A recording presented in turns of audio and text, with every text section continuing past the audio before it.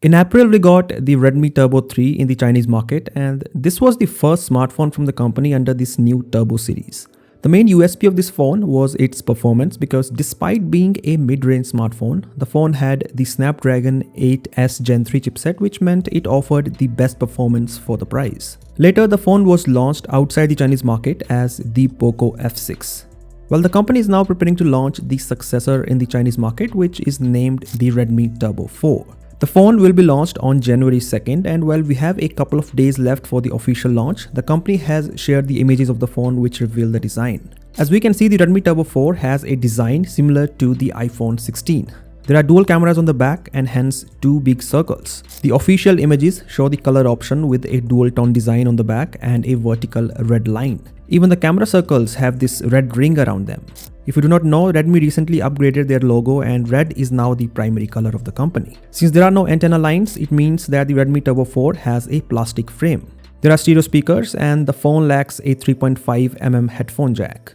Finally, the Redmi Turbo 4 also has an RGB light around the two cameras which can act as a notification light for things like incoming calls, charging and so on.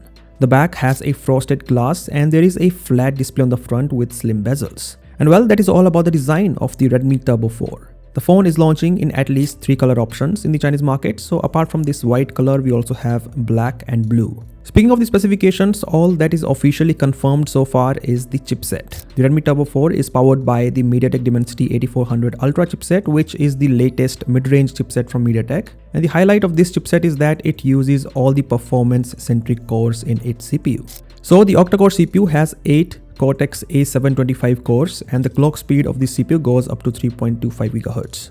MediaTek says that compared to the Dimensity 8300, the Dimensity 8400 offers a 41% better multi-core CPU performance. The GPU is also upgraded, which is up to 24% faster than the Dimensity 8300. In short, we can say that the MediaTek Dimensity 8400 sits between the Snapdragon 8 Gen 2 and the Snapdragon 8 Gen 3 in terms of performance, which is impressive for a mid-range smartphone. The phone has a 50 megapixel sensor for the primary camera and there is a large f1.5 aperture lens with OIS support. While we do not know the battery capacity, we won't be surprised to see a 6000 mAh or an even bigger battery in the Redmi Turbo 4 because that is something all the Chinese smartphone brands have been doing this year. And finally, the Redmi Turbo 4 is expected to launch as the Poco X7 Pro in the global market. You may argue that the Redmi Turbo 3 was launched as the Poco F6, so why the company is not launching the Redmi Turbo 4 as the Poco F7? Well, there are also reports of a Redmi Turbo 4 Pro, and if that is the case, then the Redmi Turbo 4 Pro will be launched as the Poco F7. Poco has already announced that the X7 Pro will be launched globally on January 9th, and it is also confirmed that it will be having the Dimensity 8400 Ultra chipset. So that is all about the Redmi Turbo 4 that we know so far. What do you think of this performance-centric mid-range smartphone from the company? Let me know via the comment section below, and as always, I'll catch you in the next one.